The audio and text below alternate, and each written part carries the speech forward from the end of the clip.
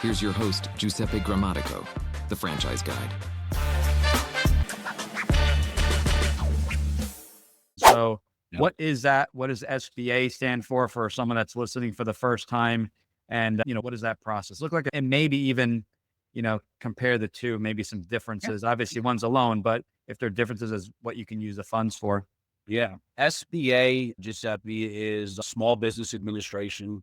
It's our government-backed entity supporting small business and entrepreneurship in the U.S., right? At the end of the day, these are just the banks lending the money. What the SBA does is incentivize banks to lend to Michael, to Giuseppe, to anybody out there by guaranteeing a certain percentage of that loan. I talk to people all day, every day, and sometimes I ask, hey, why do you want to look at an SBA loan? And they say, well, it's guaranteed. Yeah, while that's true, it's not guaranteed to the borrower. It's guaranteed by the bank that's lending it, right? So, I also get the question pretty frequently of, well, why do I need an SBA loan? Why can't I just get something, traditional or conventional? And the short answer is they're just harder to come by. Banks like to follow the SBA processing guidelines because they know at the end of the day, up to 75% of that loan can be guaranteed by the federal government, right? So the banks have protection knowing that they have the backing of the U.S. government, right? If they do something conventional or traditional, that risk is entirely on them, right? So they like to follow this process because, again, it gives the banks a level of protection and this kind of a safety net, right? And, it's still a very popular way people get into business. All of these banks are very different in the types of loans they have appetites for. And those appetites change as they become, in different industries and different thresholds once they hit. So what Benetrends does is we partner with about 60 lenders across the country, and we take 45 years of experience, and we're going to walk a client through from pre-qualification to going directly to those lenders that we know love fitness, or we know love service-based or health and wellness or quick food service, and then try to get the best potential rate that's out there for the client, right?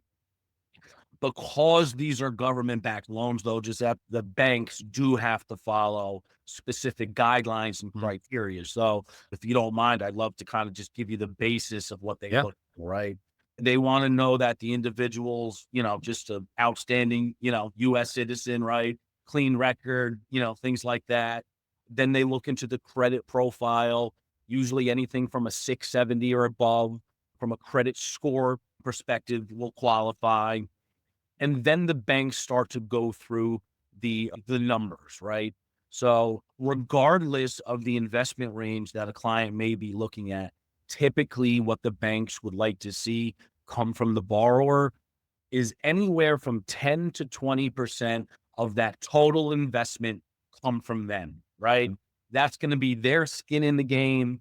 And then the bank lends the remaining portion of the loan, right? The bank wants to know that, again, Joe or Mary Smith, have funds going towards the project. Gotcha.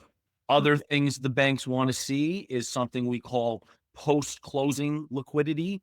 And real simple, Giuseppe, what that means is, hey, after I come to that table with 20%, do I have sufficient cash reserves and assets to continue to support my debt to income ratio and living expenses, right? They want to make sure somebody's not over leveraged just coming up with that 20%, right? So they're going to want to see a little bit of a runway, right? Sometimes the banks want personal collateral, not all the time, but as the investments get larger, sometimes the banks do want to, see collateral. 9 times out of 10, that's going to be a second position lien on a primary or investment property. Not always the case. It's always done on a lender decision. But those are the typical sort of requirements that the banks look for when lending money to an individual or a partners. So that's a huge advantage. I didn't realize you said 60 lenders. Yeah, 60 lenders across the country. Yeah. So I hear people saying, well, can I just call the lender directly? And yes, I'm assuming you can, but you have a company like Benetrends, number one, looking at the whole picture to see which products and services make sense, but also to shop the lenders and see who has the best terms, who has the best rates.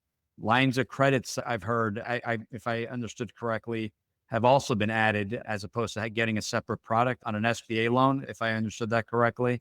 And if I'm wrong, correct. But I thought I heard that one of someone got a line of credit, which was one less thing they had to worry about. We see that very frequently where they'll go to us or a lender directly, get an SBA loan. And in addition to that SBA loan, they have a line of credit that they can utilize. Right. They don't have to utilize it, but it's there for working capital, for break glass in case of emergency. So yeah, a lot of times lenders will offer a line of credit for one of their borrowers as well, on top of the SBA loan. Gotcha. The rates are typically variable. Is that correct? Yeah, great question. It's obviously something that a lot of people want to know about. The terms of these SBA loans just have to be relatively standard, right? Typical SBA loan is going to be a 10-year term.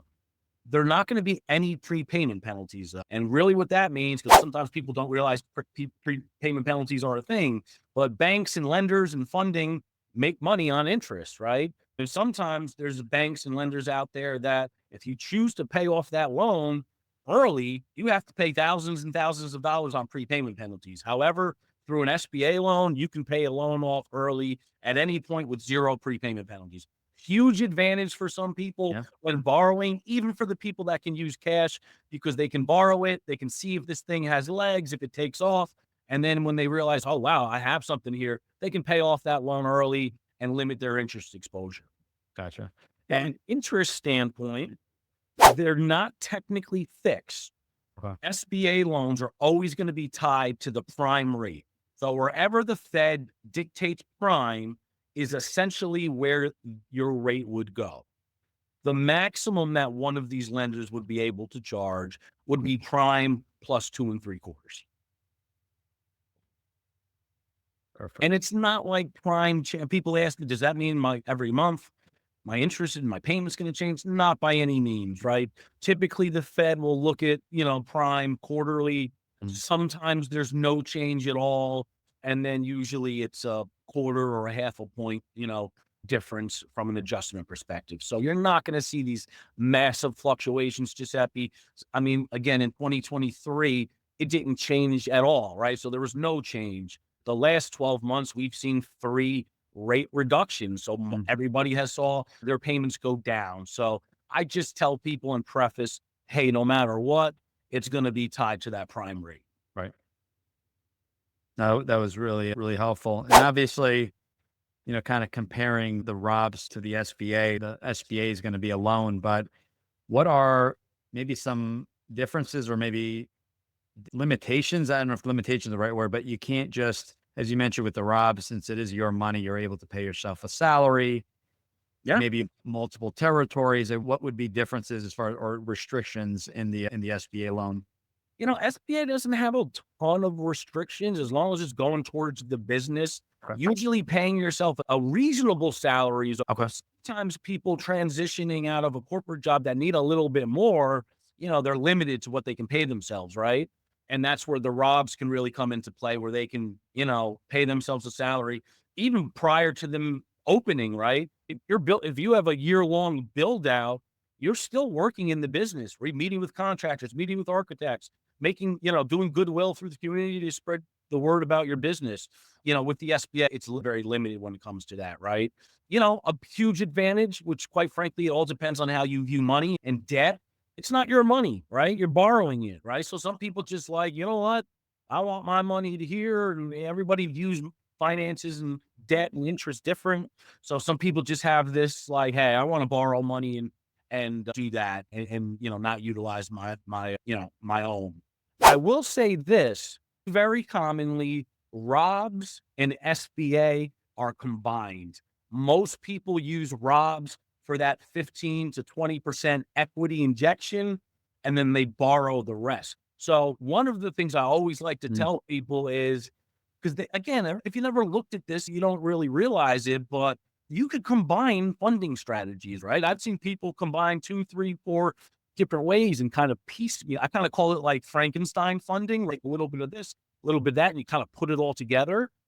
Sometimes you don't want to see one asset completely kind of deteriorate. So maybe I take a little bit from retirement. Maybe I borrow some money from the SBA. Maybe I use a little bit of cash, some home equity line of credit that I can use as emergency. So there's so many different ways that people can leverage their assets. But, again, some people just like to borrow. And I understand why, right? They want to utilize it. So, but they're always going to have that interest payment as long as that SBA loan is in place. Gotcha. Yeah, it's not what's the best option. It's what you need to be educated. You need to figure out what's the best fit for you. And more importantly, if you are using, I learned this years ago, if you're going to use a strategy, ROBS and SBA, sometimes it makes a difference, the order that you do things in, depending on if you're leaving the employer or not, if you've just been with maybe one employer. So that's one of the other benefits is like, let's put together a plan.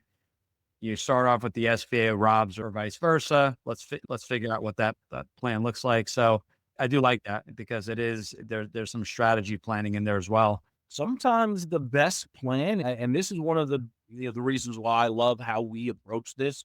Sometimes the best plan is not to utilize us at all, right? Like our job as funding consultants is to educate the individual on their options. Sometimes the best option for them, Giuseppe, isn't a ROBS plan. It isn't an SBA loan, right? It's leveraging other assets that we don't offer products for, right? So whether it's utilizing home equity, right, in a line of credit through an ELOC, whether it's utilizing cash, right? Sometimes people just have a ton of liquidity that they can leverage. Another strong option that a lot of people don't realize is leveraging an investment account, right? Most people's initial reaction is, hey, I can sell off some of my investments, create some liquidity and use that towards the venture, which is very true, right? You always have that option, but you're then creating a taxable event and you're paying taxes and capital gains on any of the increases that you've seen. But a lot of times, Giuseppe, those financial institutions offer portfolio loans, right? Or securities-backed line of credit, which I compare to an ELOC, but instead of using the equity in your home as collateral, you're using the value of your portfolio as collateral. And the beauty of that is you're not selling off those investments in those stocks for these Fortune 500 companies, wherever it's invested in. You still hold those and you're able to borrow at a pretty competitive interest rate sometimes, and leverage your portfolio. So there's a lot of times where I see what somebody can get from an interest rate on a portfolio loan. And I say, you know what, man? That could be, if you're comfortable with it, it could be a better option than going SBA. So, sometimes the best candidate is the one I kind of guide away from using Benetrends because it makes more sense for them. I like the idea of just having that kind of full review of everything. And the portfolio loan, I haven't seen many people actually move forward with that, which is actually surprising. But to your point, no broker or financial advisor commissions. You're taking a loan on your own money. Keep in mind, if you're fully invested in one company and that company, I'm not going to name names, but it has been a company in the news that maybe has just shot down in value, you always risk a margin call, but it is a quick way to get funding. But I haven't seen many people actually move forward with that idea. So we got portfolio loans, we got SBA, we got ROBS. What else we have? Home equity lines of credit. Home equity. I mean, we've seen, people, listen, home values are crazy right now, right? So a lot of the people that we work with do have some substantial equity in their homes, right? And again, sometimes they want to leverage that equity in their home to help themselves get into business. So, again, as logical as it seems, sometimes people don't realize they can use that towards, getting into business. And, again, the only silly question is the one that's not asked. But, again, if you haven't looked at it, then why would you know that? But we certainly have seen a lot of people leverage that in some capacity to help themselves get into business, or at least have an open line through their home equity as, again, working capital, as expansion, things like that. We've covered ROBS and SBA individually, but can you combine them? And what are the strategic advantages or limitations of each when it comes to things like paying yourself a salary? Let's compare. Thanks for tuning in. If you want to learn how to make the transition from corporate to owning your franchise, join Giuseppe on the next episode. You can also follow on all social media platforms and achieve financial and time freedom today.